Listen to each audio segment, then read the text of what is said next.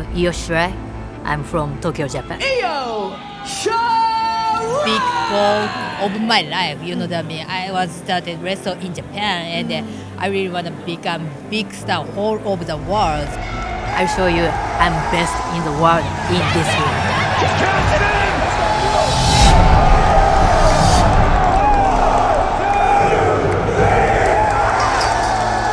I will change female pro wrestling world.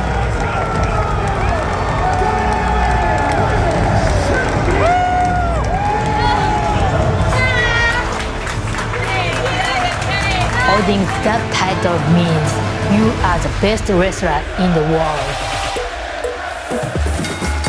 Welcome to Beer Drink the Bell. This is DS. And the Sriracha Muchacha, Paloma Star. And this is our SummerSlam 2023 review. Yay! And DS has no voice, or has a little bit of voice, because he was there in person. I just drove back. Literally, just drove back. Just drove back. After the first match, I was like, okay, I'm not gonna lose my voice. But then things happened, which we will get into, where I completely lost it. I am here for it. Let's go. So starting with the first match, Ronda Rousey versus Shayna Baszler in an MMA Rules match. Let's start with the gear. I like how both of us were like, yeah. okay. I guess more about hair and makeup. Yeah. I mean, it's so funny because I feel both of them do really exaggerated eye makeup whenever they wrestle. So it's kind of funny because they both kind of look the same. I guess because you can't really do too much with their gear because that's usually what they wear anyway. Right. So they're like, let's do cool makeup. But then they should have maybe, what are you doing? Oh, this is what I'm doing. This is what are you doing? This is what I'm doing. Because they kind of look the same. I actually kind of liked it. It was the best one, for sure. It's the best one that they've done. It's more like a war paint than makeup. Yeah. And when they were doing a face-off, I was like, wait, these look angry. They're here to fight. They're here to end each other's careers. But also Shayna, I think this is the best that Shayna looked so far. Oh, for sure. She brought a pay-per-view look. She doesn't necessarily do that all the time. She does it only for special occasions. Yeah. And here, she did it. She did the different hair. Badass with that robe. She really did. So, you were right. You hit the nail on the head. I think that's the saying. I'm the worst at sayings. Is this how do you say this? Yeah, is this the right way to say it? 2 ESLs reviewing. You were on the spot when it comes to talking about the MMA rules because it can be boring. Oh, for sure. It really can. I mean, just literally look at any UFC fight. While you could appreciate the technical aspect that goes into it, because that's hard, especially all the training that goes into it, it's not necessarily exciting. Right. Unless, it's a, complete knockout, in the first round or something like that. It takes a while there, so it's more appreciative of the sport and the technicality of it. Especially when you're just seeing, 30 sweaty men. Exactly. Wrestling each other, throwing each other's bodies. It could be a little, this is little very bare bone. Mm-hmm. And also the finish, the MMA finishes are so oh, okay, that happened. Totally. It was very interesting for me, this match, because I saw it twice. Because I saw it in person at the arena, and also I saw it later because I was like, what happened? Ooh, I want to know how it came off differently. I have a lot more appreciation for this match after watching it for a second time on TV. Yeah. Watching it there was quite awkward. Yeah. It was really, really awkward because the people there had no idea what the MMA rules was. And I think they didn't really say what MMA rules was. They're just it's MMA rules. You all figure it out. If y'all don't know what it is, oh well. You could hear the ref, all when he got in between them was MMA rules, you could only win by TKO or submission, and no countouts and stuff like that. I don't even think the ring announcer said anything or told everybody else. My gay ass had no idea what MMA rules were. I was like, what are they even doing? I think most people were so confused what they were doing. They're just assuming a lot. A lot of assumptions were made in this match. They assumed a lot of people even knew what really MMA was, or knew what the rules were, or what you can and can't do. So I think if that was a little bit more explained as opposed to just assuming that everybody knew would have helped out a lot. Even building up to this match in weekly shows, they had amazing segments, they had amazing promos, but they kind of added that MMA rule at the end. I told you about this. Yeah. I didn't even know it was a thing. And I'm like, I think it is. Maybe I'm just making it up. And you're like, no, you're just making it up. I'm like, oh. In the prediction video, I cut it out later, but Isn't it an MMA match? Did I just make that up or hear that? You did kind of make it up because I didn't know. But that's really just proves it that they did not do a good job of either saying it was MMA rules or explaining it was MMA rules. And I'm so glad they did so many video packages. It got super personal, especially when they mentioned the goddaughter. But maybe, I don't know, use one of those video packages to explain what MMA rules are. So those rules were not explained to the audience. And then the referee was screaming at it, but we did not hear it. No. So we didn't really understand what was going on. Also, like you said, a lot of the really strong strikes that I got to see on TV, like the kick. Oh my god, that kick. Oh, I actually did follow Ronda's MMA career in UFC. Like, I always loved watching the women MMA fights because I'm always a big supporter of women, especially in any male-dominant industry for sure. What the funny thing is, and I don't think a lot of people notice, is that in every MMA/UFC fight, you could touch gloves if you want to. But Ronda has never, ever touched gloves before. And also, I think it's weird that she initiated it. I like that though. I don't. You're telling me you just had this like amazing historic UFC career in MMA that you've never touched gloves, and all of a sudden you're touching gloves? I liked it because like she would never do that to anyone in her career. Except for Shayna. Except for her best friend Shayna. And Shayna did not touch it. I could see that, but I still didn't like that she did. But guess what? We didn't know any of that shit. Exactly. Live audience. They did kind of talk about it in a commentary. Yeah, they did a little bit. At the arena, I was like, what the hell are they doing? Literally, when this match started, I said, like, playing around, I was like, all Shayna needs to do is just kick her in the head real hard and she'll be done. Because Holly Holm, that's how she beat Ronda Rousey in her first defeat ever. Like, Ronda was on top. Nobody could beat her. But the first time she ever got beat was by Holly Holm. It was literally a kick to the head. And I said that. And literally, Shayna kicks her so hard in the head. I was like, oh, she really did do it, which I think was awesome. I'm pretty sure they did that on purpose. Reference? Yeah, I'm pretty sure they did that on purpose because that's the only way that she got beat is by getting kicked in the head. And she literally went to go kick her in the head. I was like, oh, good callback. But I think it's one of those like, if you know, you know type of deals. But I thought that was a really cool little detail. So shout out to you, Ronda and Shayna. The more I know, I kind of like this match. Right? So Shayna's injury spot, right? The referees were checking her. You know, Bianca learned from this spot that she needs to go full out. So she hit that stairs, started screaming like, like, we knew that she was injured, but with Shayna, I was like, we didn't know what was going on. And see, the whole thing, like, an MMA fight, they wouldn't necessarily do this. It would, like, stop it at the end of the round. And also, if it was really going to be an MMA fight, it should be, like, a set rounds for a set amount of time. So Cage it really match. So it really wasn't even, like, a full-blown MMA rules because there should be people in your corner and there should be, like, 3 or 5 rounds. It was basically a worked MMA fight. Yes. That's really what it comes down to. But also, so many parts of this kind of was, like, to me, came off of like they were saying an inside joke that we weren't part of. You know what I mean? Because I'm pretty sure they did it because that's what they wanted to do. And obviously, why wouldn't they? Because that's what they know and that's what they came up doing.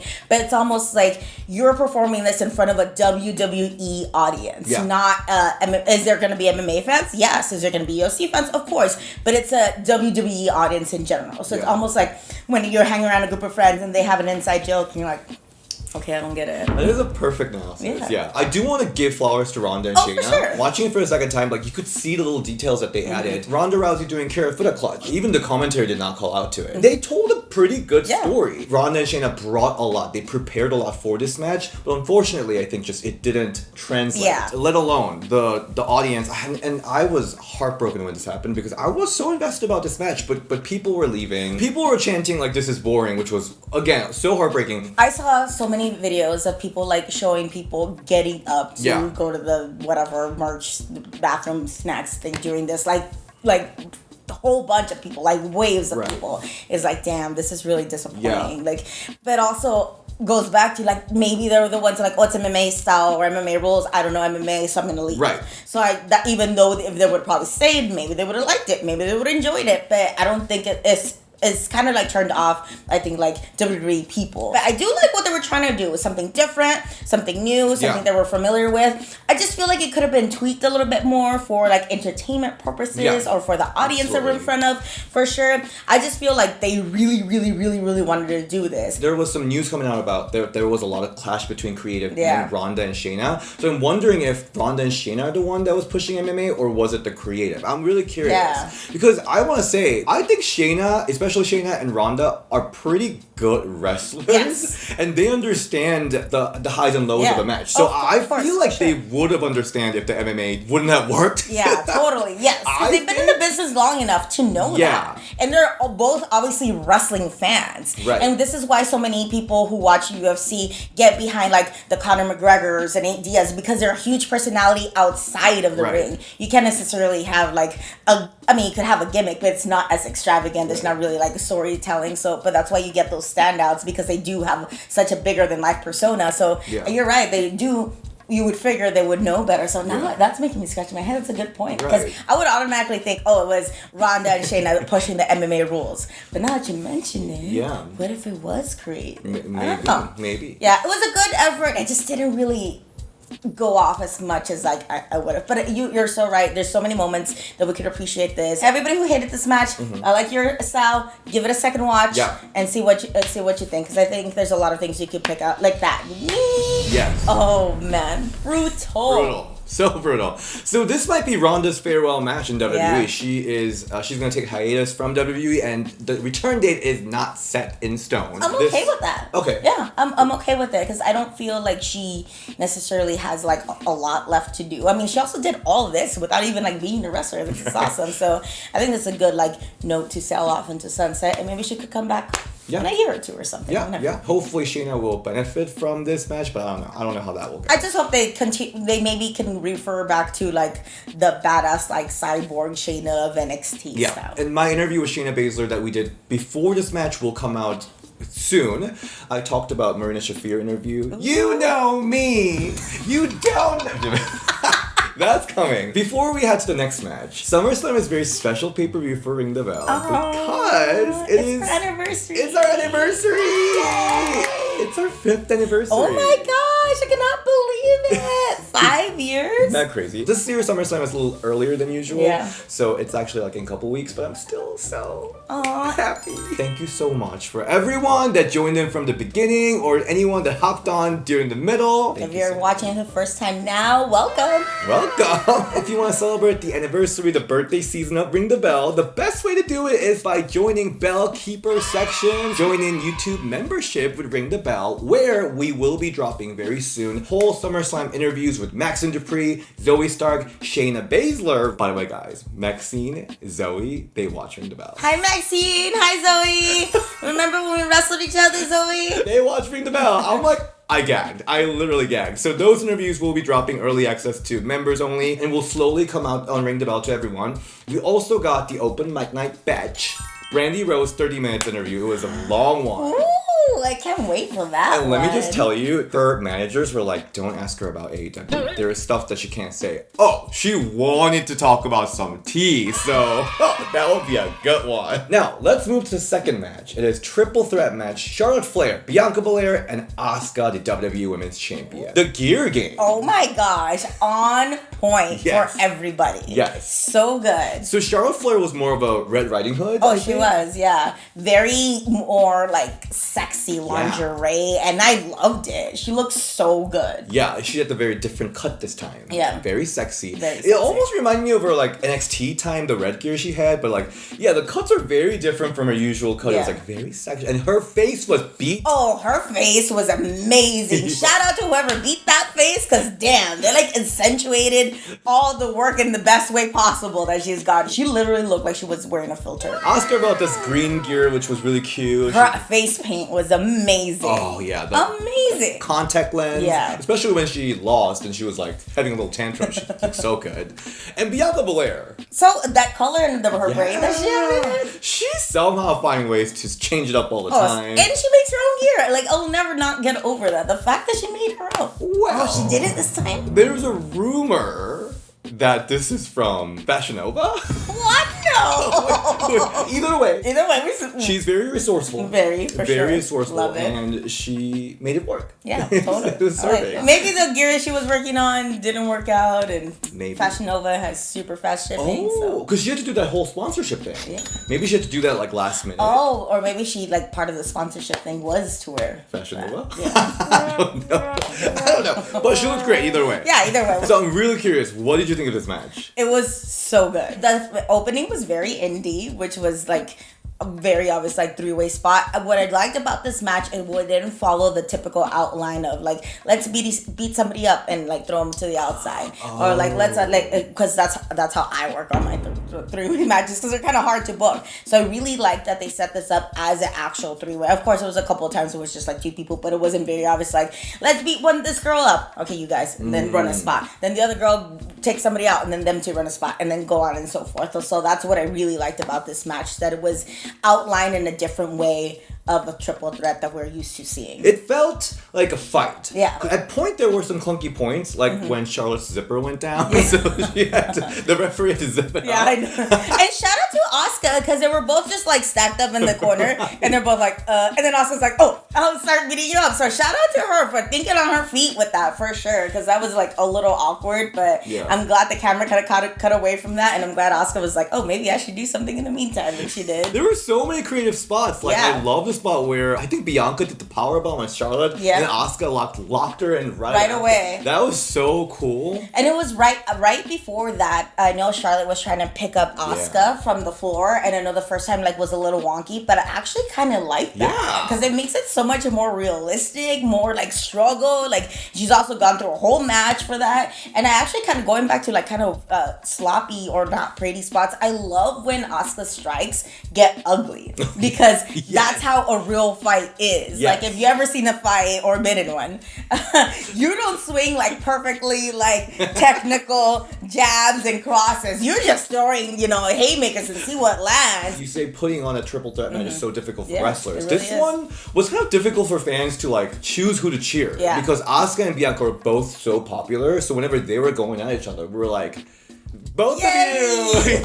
Like, and Charlotte Flair was the heel, but she wasn't presented like the straight not at all heel from the storyline and in this match. So I think from the reaction perspective, it was kind of like, ooh, what do we do? I can tell you, everyone in the arena was like so excited for this match. When the entrance happened, they were cheering for everyone. And they were so invested in this match, but they weren't sure who to cheer for, which Charlotte Flair helped by doing that chop. Because that's her little cheat. There was no response. She would chop. Smart. And people will woo. And of course, Bianca's spot's always like, you just have to cheer. Oh, totally. Like, it's always impressive. And I really like that she focused on a lot of doing moves that affected both of them at the same time. Like the whole neck breaker and DDT spot was cool. Like there was a lot of like double pinning that Charlotte did. Like I know the double moonsault. Right. I like that a lot of, and then I think she tried to do like the double figure 8 and stuff at one point too. And I'm like, I don't think that's gonna but it's cool still. Like I still enjoyed it that she even went for it. I like the sentiment. Right? Like it was the effort that was there. So I did like that a lot of the moves that they did was concentrated on both of them as opposed to just like one or the other. And I did like how you said like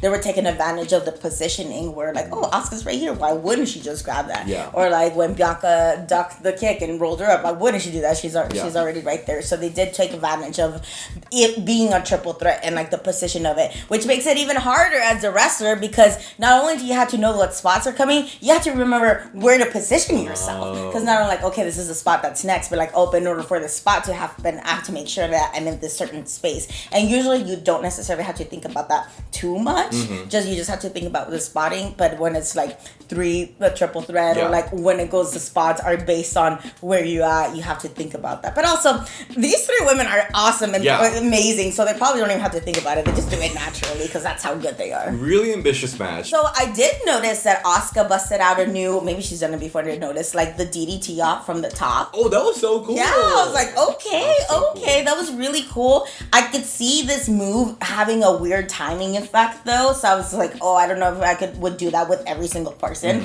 but like Charlotte took it right. It looked a little like, okay, I could see where this could go wrong, but it didn't, thankfully, because it was like Charlotte and Asuka, and that whole sequence, Bianca picked up Charlotte for the KOD, Charlotte landed on her feet, Charlotte went for the kick, like, and then Bianca like missed it or like pushed it off, and then did a back to belly suplex.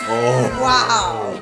All that sequence, and like I think from then on, I was like the edge of my seat for that match. Like I feel like that was like the whole sequence was beautiful. So good. And I don't think I've ever seen Bianca do a back to belly overhead suplex. So it's just like, wow, you should do that more often. I also never noticed how hard it must be for the KOD because I noticed nobody jumps because you can't really jump. backwards because, like she's picking her up like this. You can't even help Bianca. This first time you're like... Yeah, that's the first time I realized it. Like, you literally can't even jump and help her because, like, how are you going to be like, I'm looking all weird. Like, that literally is the more impressive move now. Yeah. I don't know. It took me so long to realize this, that they don't jump. Bianca's just like, you're on my shoulders now. This match really took a turn when Bianca Belair got injured and people went silent. I literally, on TV, you could hear and the way she sold it, the fact that you could hear her, like, scream off camera, and she sold, not even, like, a very, like, oh my God. It was like, oh shit, she's an injured cell for sure. And the fact that she was selling her right knee, at least I noticed, I'm like, oh shit, because usually in wrestling, you sell all your left side. Oh. So that's what made me think, like, oh shit, maybe she really is injured. Because not only the way how she sounded, but the fact that she was selling her right knee, I was like, oh shit. But then later on in the match, she was selling her left knee. And Bailey came out and when the attacked her with the briefcase, even the commentators were like, oh, Bailey after the bad knee. But it was the left one. Oh, well, Bianca said, I should be in a Marvel movie, not Seth Rollins. She was really showing off some acting skill. Oh, she really was. Really appreciated. But then it was for the ultimate spot of EST, showing that she is a strong guest. So she came back with the beautiful 450. Oh my God, that was so scary. When Charlotte was in her figure 8. Oh my God. And that 450, like the fact that Charlotte had to time it perfectly where she like would like go her arms. If not, this shit was snappy. Yeah. That's very impressive. Yeah. I would not want to go over that spot because they're like, no, we're only doing this once and that's it. Green mist all over her face, which she was getting ready for it. She was like, the ending sequence was so amazing. And then out of nowhere, Bianca picked up a win from Asuka with the roll-up. Yeah. That made me laugh. I'm like, really? We had this whole amazing match and she wins by a roll-up. But yes, the finish was beautiful. Yeah. I loved it. The whole sequence up to the finish, it was so good, creative. Yeah. I really haven't seen anything like that. So I wonder who the agent is. I'm sure it's already out there. Shout out to you, whoever came up with the finish, or the agent who came up with the booking of this match. It felt fresh. It felt new. It didn't feel forced. It all worked out really well. I mean, technically, Bianca has another reign under her belt, even though it lasted like 5 seconds. And that makes her both the longest and shortest, joining the likes of Jillian Hall as the shortest reign, thanks to IYO SKY, because that music hit, the arena was losing their that. Oh my God, I still got chills from it. It was so good. She came in, Bailey took out both Asuka and Charlotte Flair with the briefcase, and they went for Bianca's knee and hit that moonsault to become the new women's champion. And looked amazing. Her gear was so cute and different. She definitely elevated, and it's awesome to see Dakota Kai there because I know we haven't seen her in a while since she's injured. It looked so pretty, and that beautiful picture-perfect moonsault that IYO does. Oh man! And it's also a 1-year anniversary of Damage CTRL coming to WWE. Yeah. I mean, it's just like, we know that we talked our shit about Damage CTRL, but here we go. After a year, they controlled their damage. Finally. Like how Bianca came back for Becky the year after. Oh, they proved us wrong. They got that title under their team. It was so beautiful. Especially after I interviewed Dakota and IYO, I like fell in love with Damage CTRL. And the fact that Dakota Kai came back from the injury to celebrate this moment with IYO, it was just like, I love Damage CTRL. And they looked like such like proud parents because they were like holding back while IYO got her flowers and just celebrated. They were just you could like see it in their faces and their eyes how like truly proud and happy they were. So it was awesome to see them like celebrating. Even at first I was like, wait, weren't they? It was still tripping me out because IYO won the briefcase by handcuffing Bailey, but I guess it's okay. No worries. No hard feelings with that. Oh, I wonder if that will come back. I don't know. Did they talk about that? Did they address that? She's a little too busy with Shotzi. Oh yeah. Oh my God, but it was just so beautiful. What a beautiful moment. I mean, IYO SKY, I gotta say, she didn't get to show too much in main roster yet. If you're just watching main roster, you only saw the stretch of IYO, and apparently the Stardom fans said even the NXT was only the little bit of IYO, so we've got the whole iceberg underneath IYO that we haven't seen, that I demand to see real soon. Yes, come on, bring it. Yeah, but we're gonna be eating good. Yes, let's go. The arena was just loving IYO SKY. Yeah. Like, they were loving it. I think the SummerSlam goes to IYO SKY. Oh, for sure. I did appreciate the Brian Panties match between Brock Lesnar and Cody Rhodes. That was Sable, well taught. Yes, I totally went to her for some notes. But yeah, it was a really highlight of the entire pay-per-view. Yeah, that's amazing. Yeah. So a couple things I'm curious about. So I'm first curious if Bianca is going to take some time off because she was selling the injury. And I also love that she was selling the injury for IYO to take that win. So agreed. She doesn't look weak. She looked goddamn good. Charlotte Flair is her first SummerSlam loss. She let others have that spotlight. Yeah. This was great. Shout out to Charlotte because I think for the longest time, like, oh, we're still tired or we're letting her. But no, she let them go take the main stage, take the spotlight. And how it was booked was the right way to do it, for sure. I feel like if WWE normally, they would make Charlotte win and then IYO take it from her. But Charlotte took the backstage. Props to her. And Asuka, okay, after this match, she was hinting that she might be retiring soon. Ooh, interesting. And that, with this whole rumor that Kairi Sane might be back in WWE. Did they show a graphic? Did she say something? What's the... It's just the rumors. Oh, it's just a report that WWE reached a deal with Kairi that she might be coming back soon or like later this year. So this whole situation is gonna be very interesting. It's gonna be Joshi explosion. That's exactly what I want. I literally just pictured IYO, Kairi, and like Asuka in a match together. Yes. Oh my god. Because Asuka's retirement match coming up soon, IYO's a new champion, and Kairi coming back. This will be some madness coming. Joshi invasion! Yay! Yes. All right, that was everything SummerSlam. It turned out to be a freaking amazing. Yes, we talked our shit from Trish and Becky to Rhea Ripley, who had that whole Demi Lovato here. She really did. Yeah. We talked about that in the prediction. I love that Becky posted a photo of that. We're gonna make lemonade out of lemons. Yeah.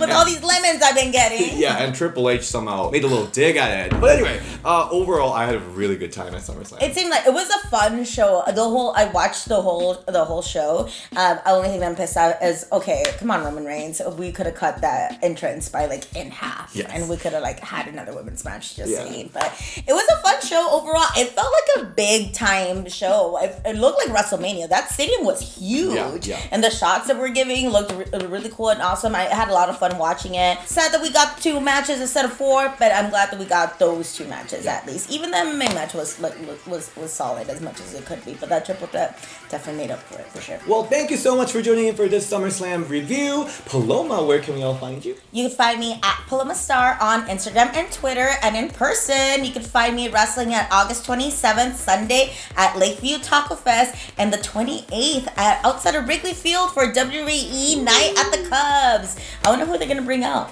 Because WWE always brings out some people, so hopefully they bring out some women. Nice. And you can find me at DSShin on Instagram and Ring the Bell DS on Twitter. And if you sign up for the membership, we will be dropping some early access interviews with Maxine Dupree, Zoe Stark, Shayna Baszler, and it's the open mic night Brandy Rhodes interview. So sign up to become the Bell Keeper right now. All right, see you next time. Bye.